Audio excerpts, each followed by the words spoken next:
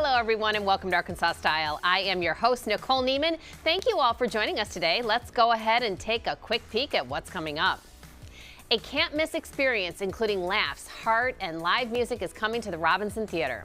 The Mrs. Doubtfire musical national tour is coming to town later this month, and Dina McCormick joins us to share all the details on what to expect and how to secure your tickets.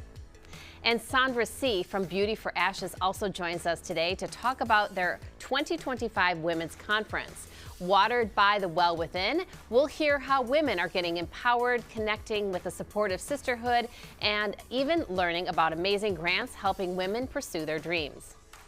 Also, we'll head over to Heather Ovid's Jazzercise studio for a lesson on planks. She'll go over the proper way to do one, talk about the muscles it targets, and show multiple variations so everyone, beginner or advanced, can incorporate them into their workout. We've got a lot of fun stuff to get over the next hour, so sit back, relax, and get ready for Arkansas Style.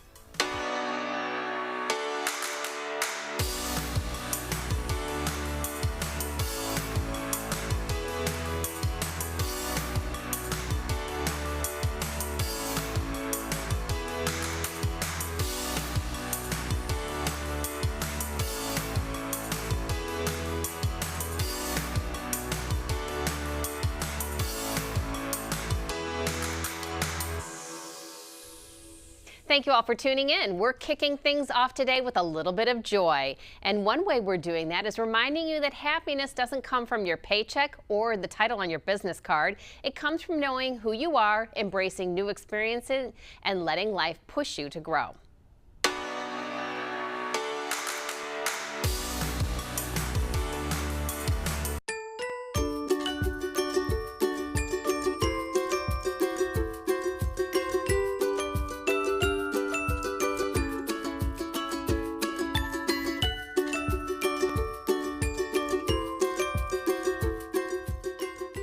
Are you looking for your daily dose of joy? Well, you're in the right place because you are in the Joy Corner with our girl guide, Heather Boschke. She gives it to us straight, gives us some great life hacks that we can use.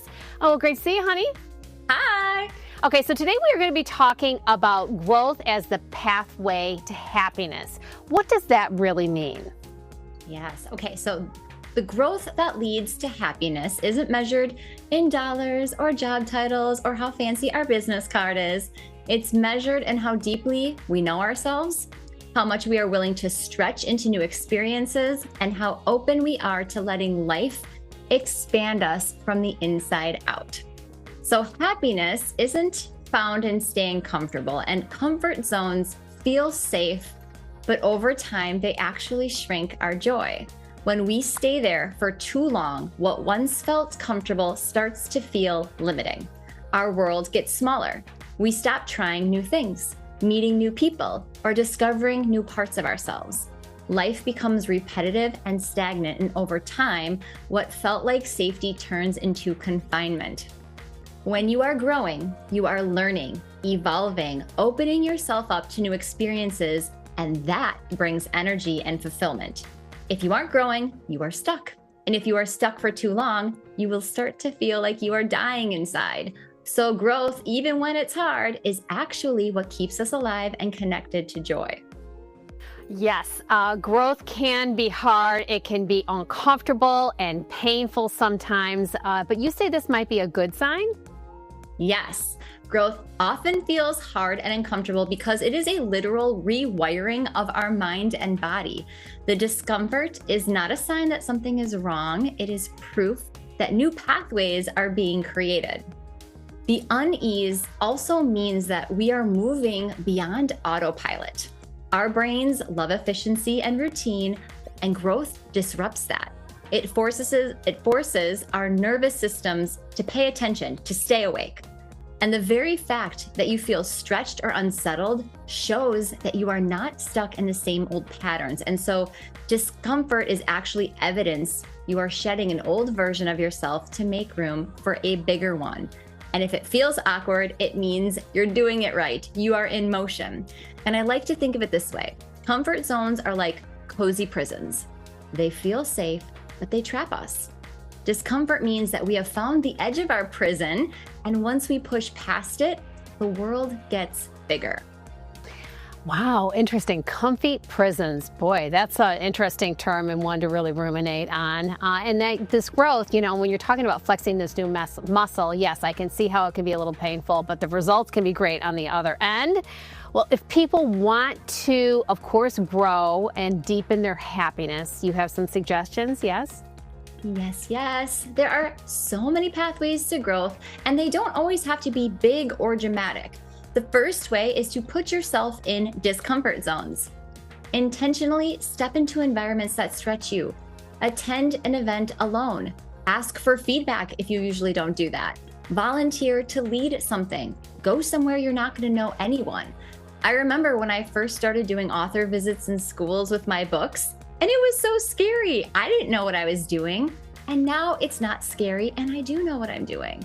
So growth lives in those slightly challenging places that expand our view. Number 2 is, okay, we've heard about gratitude journals. What about keeping a curiosity journal? So write down the things that you wonder about, that you're curious about, and pretty soon you're going to have a learn it list. And then you can leverage AI to help you build a lesson plan to tackle all of the things you want to learn more about, because growth follows curiosity and curiosity sparks happiness. And number 3, reverse mentoring. If you really want to learn something new, start to hang out with someone younger. Reverse mentoring is such a powerful and often overlooked pathway to growth. We usually think of mentors as people that are older and more experienced than us, but if you really want to shake up your perspective, find someone younger or someone from a different world than yours and let them teach you. Maybe you will learn new words, a fresh way of looking at work, or even how they think about relationships and life. It challenges your assumptions, breaks down generational walls, and keeps you curious. All right. Well, if you have inspired somebody at home listening to our conversation to grow, but they feel stuck or afraid, do you have some advice you could give them? Feeling stuck or afraid just means you have been camped out in that comfort zone for too long, and that's okay. Ask yourself, what is one thing you can do today that stretches you just a little? This is the 5% rule of growth, and it's a simple idea. You don't need to overhaul your whole life to keep moving forward. Just stretch yourself 5% beyond your comfort zone. That might mean speaking up in a meeting where you usually stay quiet, signing up for a workout class that is intimidating, or reaching out to someone that you admire. Over weeks and months, those 5% stretches stack up, and suddenly you realize you've grown in meaningful ways without burning yourself out or paralyzing yourself with fear. And second, remember that fear and excitement feel almost identical in the body. Your heart races, your palms sweat, your stomach flutters. The only difference is the label we give it.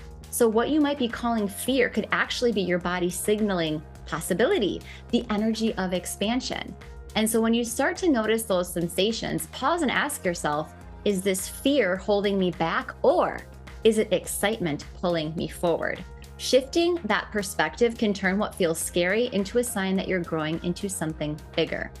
And finally, trust this truth. The discomfort is temporary, but the satisfaction that comes from growth will last. And every time you step into growth, you are choosing aliveness over slowly withering. And aliveness is where the joy lives.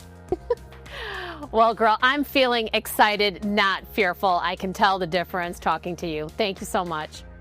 Good to see you. All right. Well, I encourage you to lean into those growing pains. They can lead to happiness.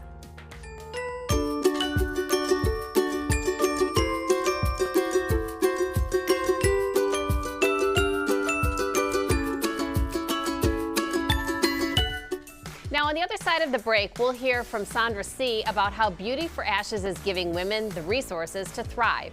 Stick around. You're watching Arkansas Style.